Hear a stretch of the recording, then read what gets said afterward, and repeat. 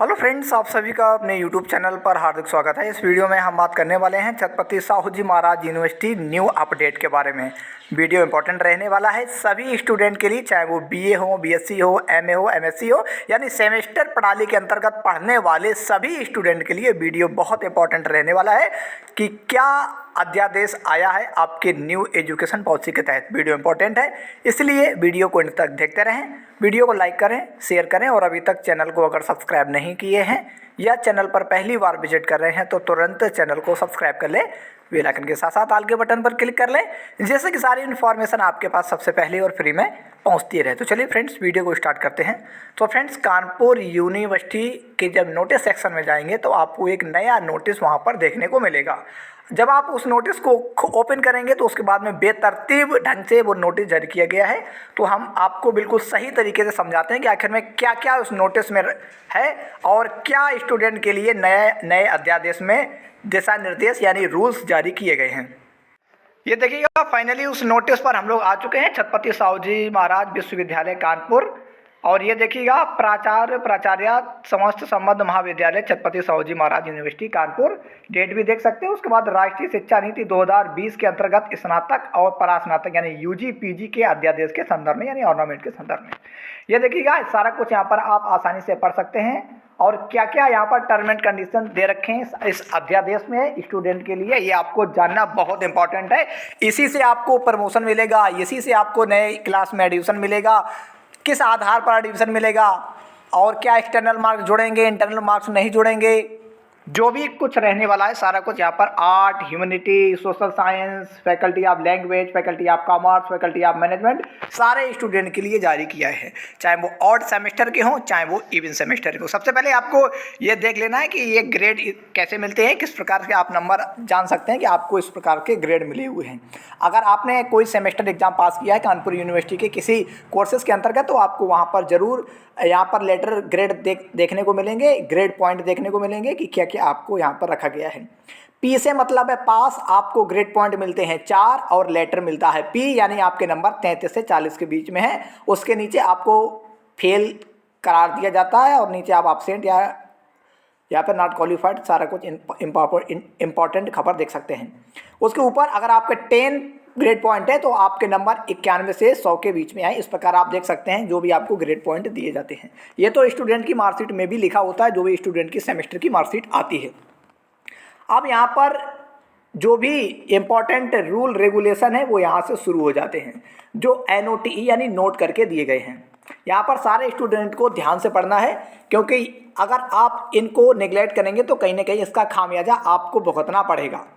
यहाँ पर पहले दे रखे हैं कि for each minor major credit course both for theory and practical, जो भी आपके मेजर माइनर क्रेडिट कोर्स होते हैं चाहे वो थ्योरी के हों चाहे प्रैक्टिकल हो, minimum passing percentage will be 33% for UG. 33% आपको अचीव करने ही करने हैं, जो कि साधारणतः होता ही है। PG student must secure at least 33% in university external examination, यानी आपको यूनिवर्सिटी के जो एक्सटर्नल एग्जामिनेशन है उसमें कम से कम 33% आपको पीजी के स्टूडेंट को अचीव करना महत्वपूर्ण है। जैसे 75 में से 25 अंक एग्जाम्पल यहाँ पर दिया रखा है। उसके बाद for co curricular courses and project work, UG and PG के जो को करिकुलर सब्जेक्ट जब से NEP आया तब से चलने लगे हैं, उनमें से the minimum passing percentage will B 40 in each semester examination. तो उन करिकुलर जो भी आपके को करिकुलर कोर्सेज होते हैं, प्रोजेक्ट होते हैं, चाहे यूजी में चाहे पीजी यानी BA BSc या MSc यानी अंडर ग्रेजुएट और पोस्ट ग्रेजुएट में, उनमें आपको 40% प्रत्येक सेमेस्टर में लाना अनिवार्य है। इसी तरीके से in the skill development vocational courses the minimum passing percentage, उसी प्रकार से स्किल डेवलपमेंट और वोकेशनल कोर्सेज में आपको कम से कम 40% एक्सटर्नल प्लस इंटरनल नंबर लाना एग्जामिनेशन में जरूरी है। There will be no provision for grace marks, बहुत इंपॉर्टेंट है। पहले स्टूडेंट को क्या होता है कि ग्रेस लगा के स्टूडेंट को पास कर दिया जाता है। जब रेगुलर एग्जाम होते थे, सेमेस्टर एग्जाम नहीं होते थे, कह सकते हो वार्षिक परीक्षाएं होती यानी एनुअल परीक्षाएं होती थी, सेमेस्टर परीक्षा नहीं होती थी, तो क्या होता है स्टूडेंट को ग्रेस मिलके पास कर दिया जाता है। लेकिन अब क्या है, नए रूल के according there will be no provision for grace marks, आपको ग्रेस अंक प्रदान नहीं किए जाएंगे। मिनिमम ड्यूरेशन फॉर यूजी, जो आपके यूजी में 2 कोर्स चल रहे हैं, 3 साल का और 4 साल का, यानी 6 सेमेस्टर और 8 सेमेस्टर। अगर आप 6 सेमेस्टर वाले यूजी प्रोग्राम में पढ़ते हैं जिसमें कि 3 साल का होता है, 6 सेमेस्टर होते हैं, उनको आप 6 साल में कंप्लीट कर सकते हैं। और उसी प्रकार से जो आपका 8 सेमेस्टर वाला होता है उसको आप मैक्सिमम 8 साल में कंप्लीट कर सकते हैं। अगर पीजी की बात करें तो पीजी 2 साल का होता है, 4 सेमेस्टर होते हैं, उसको आप मैक्सिमम 4 साल में कंप्लीट कर सकते हैं। अब यहाँ पर पढ़िएगा नया वाला यहाँ पर टर्म एंड कंडीशन पढ़ते हैं। Dooj student who have not appeared in first and second semester examination, ऐसे स्टूडेंट जो पहले और दूसरे सेमेस्टर एग्जाम में अपीयर नहीं होते हैं, उपस्थित नहीं होते हैं, complete absent in external examination, जो उनके एक्सटर्नल एग्जाम होते हैं उनमें वो कंप्लीट पूर्ण तरीके से एब्सेंट रहते हैं, अनुपस्थित रहते हैं, would be considered as a year gap, उनको ईयर गैप यानी पूरी साल का गैप उनका माना जाएगा। और will be to take a fresh admission in first semester, उनको नए साल में मतलब फर्स्ट सेमेस्टर में एज ए फ्रेश स्टूडेंट के तहत उनको एडमिशन लेना होगा, यानी बैक पेपर आप कुछ भी नहीं दे सकते अगर आपका पूरा कंप्लीटली एक्सटर्नल एग्जाम एब्सेंट है। नेक्स्ट रूल पढ़ते हैं।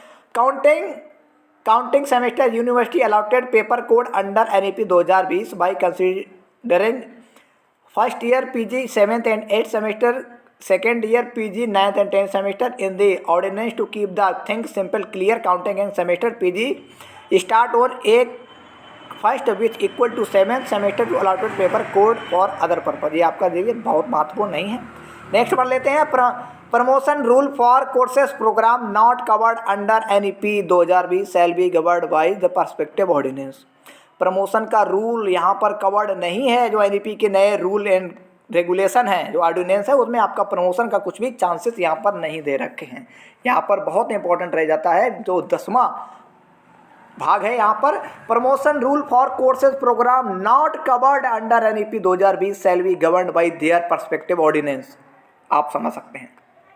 उसके बाद यहाँ पर थोड़े टर्म एंड कंडीशन और दे रखे हैं। इन टर्म एंड कंडीशन को जब आप पढ़ेंगे तो यहाँ पर दे रखे हैं UG प्रोग्राम जो 6 सेमेस्टर का होता है यानी 3 साल का होता है। पहले और दूसरे सेमेस्टर में यहाँ पर देख सकते हैं, पहले और दूसरे सेमेस्टर का student should be registered for that semester specific programme, आपको किसी नियत प्रोग्राम में आपका रजिस्ट्रेशन अनिवार्य यानी रजिस्टर्ड होना आपका अनिवार्य है। यहाँ पर देखिएगा सेकेंड वाला कंडीशन टू बी फुलफिल्ड, अब अगर आप पढ़ेंगे तो ये मोस्ट इंपॉर्टेंट रहने वाला है। Minimum of 75% attendance for said semester should be fulfilled, कम से कम आपको 75% प्रेजेंटी देना अनिवार्य है। अब जो नया टर्म एंड कंडीशन लागू होगा देखिएगा थोड़े दिन बाद क्या होता है। यहाँ पर इम्पॉर्टेंट ये रहने वाला है कि आजकल जो प्राइवेट कॉलेज होते हैं चाहे रेगुलर कॉलेज, अधिकतर बात की जाए प्राइवेट कॉलेजों की, तो क्या होता है स्टूडेंट एडमिशन लेता है और लगभग 90% से ज़्यादा स्टूडेंट रेगुलर बेसिस पर कॉलेज नहीं जाता है, यानी उसकी प्रेजेंटी ऐसे ही गलत तरीके से इंस्टीट्यूट द्वारा वेरीफाई कर दी जाती, चाहे उनके यूपी स्कॉलरशिप में हो चाहे उनका एग्जाम में हो, गलत तरीके से दिखा दिया जाता है कि वास्तव में स्टूडेंट कॉलेज आता है। तो ऐसे ऑर्डिनेंस पर देखिएगा बहुत जल्दी लगाम लगने वाला है और कहीं ना कहीं आपका यहाँ पर थंब बेस यानी आप कह सकते हैं आपको जाकर कॉलेज में थंब लगाना होगा, आपका आधार वेरिफिकेशन होगा, उसके बाद जब आप जाएंगे रोज़ तो आपका रोज़ काउंटिंग किया जाएगा कि वास्तव में आप कॉलेज आते हैं कि नहीं आते। थोड़े दिन बाद हो सकता है कि बहुत जल्द ये ऑर्डिनेंस सारे कॉलेजों में लागू भी हो जाए। और ये देख सकते हैं यहाँ पर undergone a regular course of study of semester part बनिए। देखिए promotion to second semester is solely based on the attending minimum attendance, यानी सेकेंड ईयर में जो आपका प्रमोशन होगा वो आपका परसेंटेज, जो भी आपका अटेंडिंग परसेंटेज होगा, जो भी आपने यानी अटेंडिंग किया हुआ क्लास अटेंडेंस होगा उसके आधार पर किया जाएगा। यहाँ पर आप पढ़ सकते हैं सेकेंड सेमेस्टर का भी और उसके बाद थर्ड सेमेस्टर का जो टर्म एंड कंडीशन लागू किए जा रहे हैं। इसके बाद अगर हम बात करते हैं जो भी 4 सेमेस्टर का होता है तो 4 सेमेस्टर में भी प्रोग्राम स्टेज स्टूडेंट को क्या क्या फुलफिल करना होगा, यहाँ पर रिमार्क सारा कुछ आप आसानी से पढ़ सकते हैं।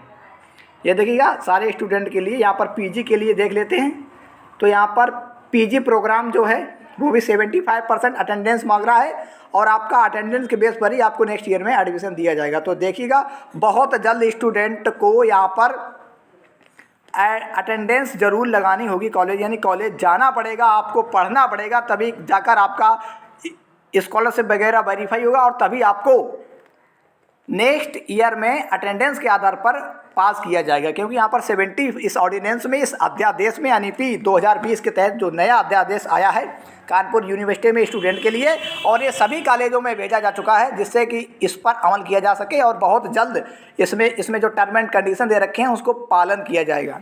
तो वीडियो कैसा लगा कमेंट्स बॉक्स में कमेंट करके जरूर बताइएगा। इससे रिलेटेड अगर आपके कोई प्रश्न है तो आप कमेंट्स बॉक्स में कमेंट करके पूछ सकते हैं, बहुत जल्द आपको उसका आंसर प्रोवाइड किया जाएगा। Thanks for watching and subscribe our channel.